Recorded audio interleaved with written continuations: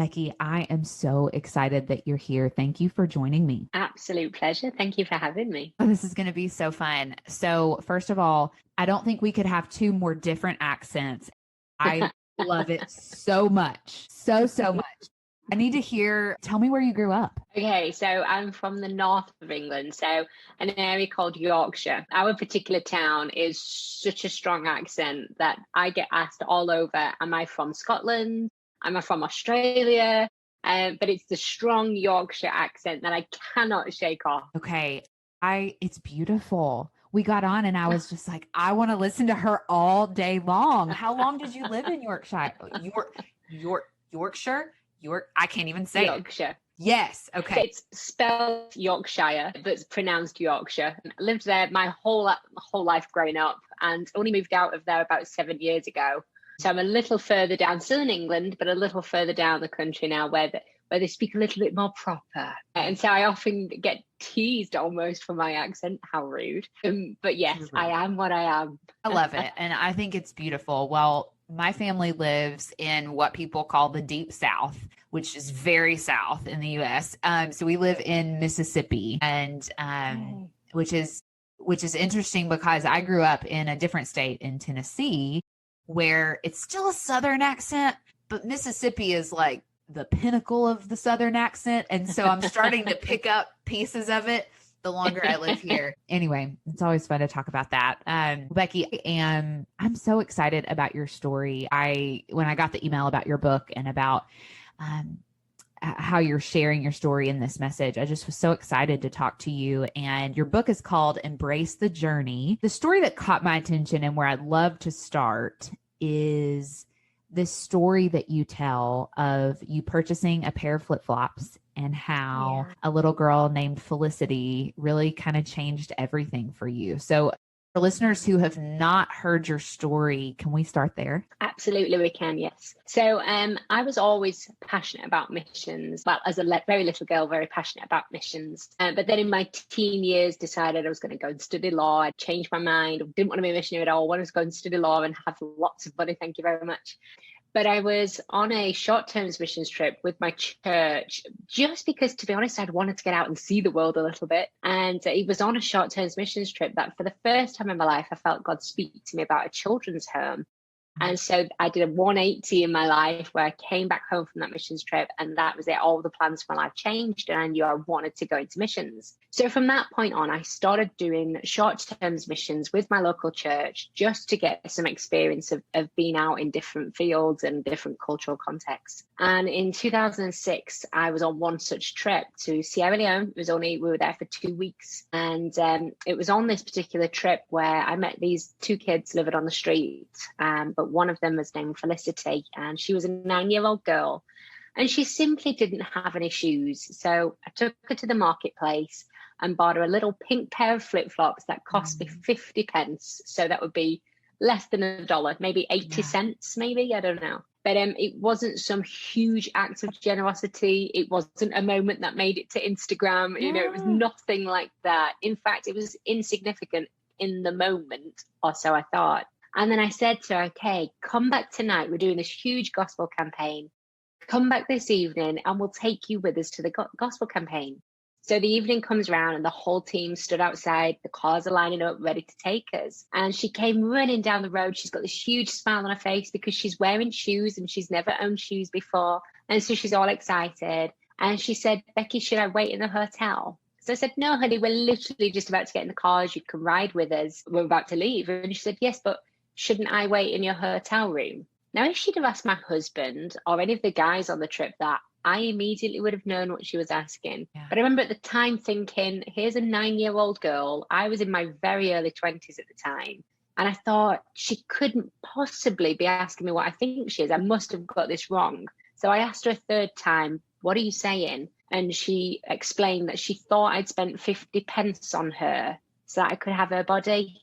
And she was willing to give it. She thought I deserved it because of the flip-flops. And I remember in this moment looking her and having a child look you in the eyes and think you deserve their body for 50 pence. That broke something very deep inside of me. Yeah. You see, I'd read about children selling their bodies for a bottle of Coke. but nothing can prepare you for the moment a child looks you in the eye and thinks you deserve it. And it just broke me. And I determined right there in that moment, I'd already got this exciting promise of a children's home. But at this point, it was just a dream. It was just a promise. And so if life became hard or challenging, I could lay it down. But then in the moment of meeting Felicity, she became my non-negotiable moment where I knew I had to give my life to this. Yeah, this is off script. If somebody is in one of those moments, you're on the other side of that non-negotiable moment now. But for somebody who's in that, or maybe they're experiencing God call them into something right now, maybe it's not Felicity's story, but maybe it's another area of deep need, whether it's spiritual or physical. What advice or wisdom would you want to share with them on the other side of your moment like that? To trust God, because I think sometimes God asks things of us, or we feel called in a certain area, but then we do what Moses did. When God called Moses, he immediately looked at himself and all that he was not.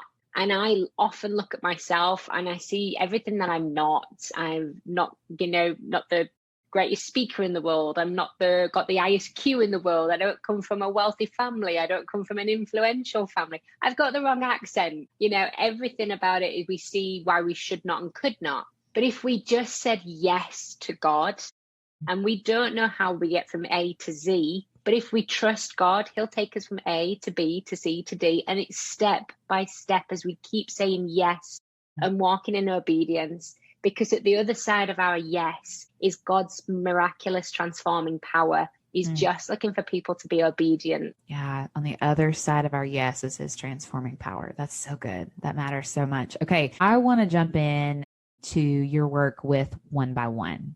I want you to tell us all about it. So we named it One by One because, and again, it was a case of feeling overwhelmed. So often, many of the nations we work in, there's so much need, you don't know where to start. And I always describe it as I'm holding a teaspoon in my hand and attempting to empty an ocean using a teaspoon, and it feels ridiculous. But I can stop for one, and Felicity became my one. So to this day, when I take in girls, I'm rescuing Felicity again and again. So One by One was launched as an official nonprofit, and we opened our first children's home in Kenya in 2012. We started with 42 children. We now have over 200 children in my home. But then we do a school outreach, which reaches 10,000 kids every week in Kenya. And then because of our work in Kenya, we launched an initiative called the Dignity Project. And that was because I found out kids in my village were going missing. And I found out it was human trafficking that was happening right on my doorstep. Well, up until this moment, human trafficking was somebody else's problem. I was running in my lane. I'm doing the children's home. I'm doing what God's told me to do. Human trafficking, that's somebody else's burden. But then when you find out the needs on your backyard, it's literally on your doorstep, it changed everything overnight. And I knew I had to do something. So we did a lot of research and found out that actually period poverty goes hand in hand with human trafficking, because girls miss a quarter of school because for that week a month, they have to wait home in the mud hut. And so by the time she's finished primary school or elementary school, as you guys would say, she's missed a quarter of her education and doesn't have the results to go on to high school. And tragically, the traffickers know that and already target the girls at that point of saying, come with me to the city, be a cook, a cleaner, a nanny. And the girls go willingly, but they're never seen or heard of ever again. And so we launched the Dignity Project, thinking it was just for our little village in the outbacks of Kenya. And where we are, it's just mud huts and then us. They were literally in the middle of nowhere. It's the real bush of Africa. And so we launched the project thinking we were just helping the local schools in our village. But again, when you say yes to God, you have no idea what lays on the other side of your yes. And so the yes to helping our little local schools ended up opening doors to nations for us to go in with the Dignity Project to help girls around the world, because we all know human trafficking happens in every nation, whether it's rich or poor. human trafficking is prevalent throughout. So as a result of that, we ended up getting invited to Pakistan, a nation I never thought I'd work in, a nation I never thought I'd go to, didn't really have a heart for the place up until that point. And so went in for what I thought was going to be a 4-day trip as a one-off to reach 1,100 girls with the Dignity Project. We did it. It was amazing. Many of the girls heard the gospel message for the first time, because the beautiful thing about the Dignity Project, not only do we tell girls about their body and female hygiene and all that, and training all around the tactics traffickers will use to entice them, but actually we sum the day up with the gospel by explaining no price can ever be put on you because the highest price has been paid for you through Jesus Christ. And so we're able to bring the gospel. And because the Dignity Project is so practical, nations like Pakistan will tolerate the gospel in order to get the Dignity Project. So it's a phenomenal way of going into areas that are normally very closed off to Christianity. So it was on this one-off trip that we were taken into a brick factory, and I'd never heard of brick factories before. I had no idea about them. But in 2018, I walked into my first ever brick factory and met hundreds of thousands of people trapped in slavery. And the thing that took my breath away was how blatant it was, because human trafficking, everything's covered up because everybody knows it's wrong. But here was a slavery that was blatant. Hundreds of people trapped in bonded labor. So meeting children who work 14 hours a day I got a text this week to say it was 49 degrees. So that's like, I don't even know what that is. Is it like 120 something Celsius or something? Just crazy heat. And kids there getting no education, working 14 hours a day, just making bricks day in, day out. And so we started our second children's home in Pakistan, which is actually a safe house for kids we've managed to pull out of slavery. And so again, just continually saying yes to Jesus, we've watched this incredible journey unfold before us. But it all started with just the one. Man, I'm blown away by that, by what God has done through that one moment in your life, right? Like that's such an incredible example of what he'll do when we say yes. And you could have never dreamt, Becky, of what God was going to do when you first opened that children's home, and even what he was going to put on your heart in the trafficking world. Gosh, this is so cool. For somebody listening today who maybe they're feeling a call towards working in missions, but they have no idea where to start, what that looks like, where to go, what to do, etc. All the questions. We've talked a little bit about like the saying yes piece, but what other wisdom would you want to maybe encourage them with today? So what I did when I felt the call of God when I was 18 to run a children's home. And I remember coming back, I was on a short-term missions trip in Romania at the time. And I came home and I told everybody, thus saith the Lord, I'm going to run a children's home. And I think in my youth, I thought it would happen today because God said it. So it's going to happen right now. And at least, if not tomorrow, at least this year, right? And so I remember telling everybody. And then the questions came, well, how and where are you going to book a children's home? Do you just book a flight somewhere and just go build something? And I remember holding on to the account of Abraham and Sarah because they'd had a promise from God too. But because nothing appearingly happened straight away, year passes by after year, Sarah's getting older, it's becoming less and less likely for this promise to happen. And yet they knew they'd heard God. And I found myself in that exact situation where I knew I'd heard God. I knew I was going to do a children's home. But actually a whole decade had passed by and nothing appearingly was happening, at least on the outside. God was doing a whole lot of work on the inside to change me in order so I think God will work on our character so that we can hold the gift he's got for us on our lives. And he will spend years molding our character in order for us to hold that gift. I held on to the promise of Abraham and Sarah that actually if I allow God to do it in his way, I'll give birth to Isaac rather than creating an Ishmael in my life. And so waiting on God can sometimes take more faith than just going out and doing something, anything. It takes more faith to wait on him so that it's really God's timing, his location, his purpose and his plans. But in terms of practically what did I do in that time is I served my employer faithfully. I served my local church faithfully. But then I would use my annual leave to do a lot of short-term missions trips and learn from other people.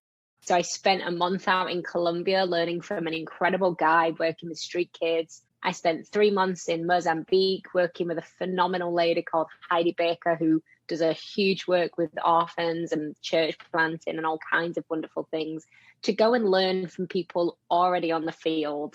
And so I often encourage people now, if you feel you've got a call on your life for missions, come with us on a short-term missions trip. Just come and serve, come and learn, and see what God will do in you in those moments.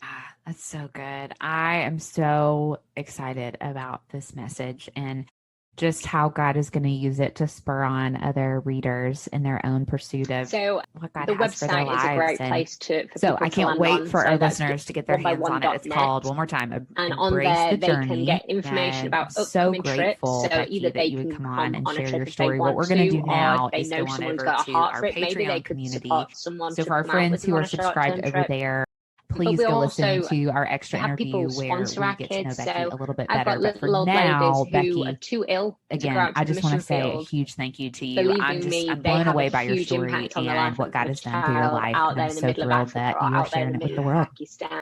Because they've sponsored the child, but they can write to them. So they have a relationship. It's not just a financial transaction, but actually they genuinely invest into these children's lives. And equally with my kids, I've watched my children receive letters and photos from their sponsors, and they'll often take those photos into the church in the early morning prayer meetings, and they'll start praying over their sponsor families, because to them, that is their family. For many of my kids, especially in Kenya, they were either orphaned or abandoned. And so to have someone at the other side of the world choose to support them, they were chosen by someone, makes them feel loved. And it's the whole adoption, just as we were adopted in Christ, in the same way our kids have been chosen by people from miles away to help invest into their lives. And that it almost brings an inner healing even into them, especially the ones that are abandoned, brings this inner healing to them that they've been chosen, and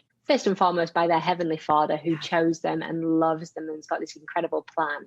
But then also getting letters from people in England and America and different parts of the world just brings them alive. So there's lots of ways people can get involved. So for me, I didn't ever intend to write a book. In fact, out of myself and my husband's the writer, not me. But it was a case of, we've watched God do so many incredible things, and I wanted that documented. I wanted to put down in black and white the wonders that God's done. My father sadly passed away a few years ago, but my dad actually started with Alzheimer's in his 50s. So he was very, very young to start with Alzheimer's disease. But watching his memory just fade away was so heartbreaking, because it was the very thing that made him, his life circumstances, his relationships. So by the end, he had no idea who I was. He thought I was a carer. And I'm the youngest of 3. So I remember visiting him one day with my eldest sister, and he still remembered her, but he didn't remember me. And gosh, that hurt. But watching his memories fade, I think brought alive all the more so that I need to document what God's done, because I don't want to ever forget the goodness of God.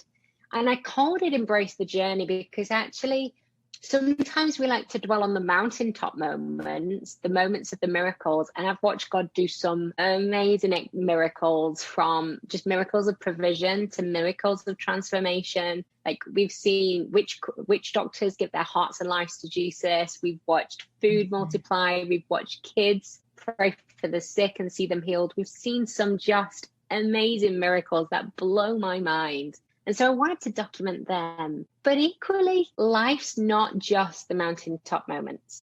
Life is scattered with valley moments. And we tend to shy away from sharing the valley moments because actually it's painful and it's sore and it's not pleasant. But I'm determined that it's often, when you look back, the valley moments were the very times you began to look more like Jesus than your mountaintop moments. And it's in the valleys and in the really challenging seasons that we are really shaped and defined, and our character really begins to develop. And so I called it Embrace the Journey, in terms of it's embracing the whole path that Jesus has us on, not just the exciting Instagram moments, but also the challenging, tough moments too. So we've gone through seasons where My husband contracted malaria and he was told he'd only got 3 hours left to live. They actually stopped the medical treatment and were just giving him pain relief until he passes. And he was 27 at the time. And I remember thinking, no, this can't be. This is just wrong. But God came through and did an incredible miracle. But walking through that season was difficult. Yeah. And then likewise with the birth of my own little boy, he'll be 10 in just a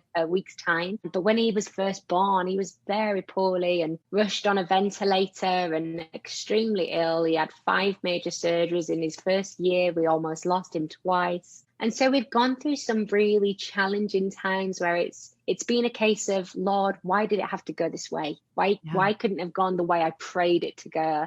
But again, as we walk in obedience, not knowing the steps ahead, not knowing how we make it to Z, but we know that if we're faithful with D and E and F, then sure enough, he'll keep marking the steps. So I called it Embrace the Journey because it's every part of our life that God has this incredible ability of bringing even our painful, challenging moments together in order to shape us and mold us and make us more like him. And he blesses us even in the challenging stuff. Just don't necessarily see it while we're walking through it. Thank you. Absolute pleasure. Thank you for having me.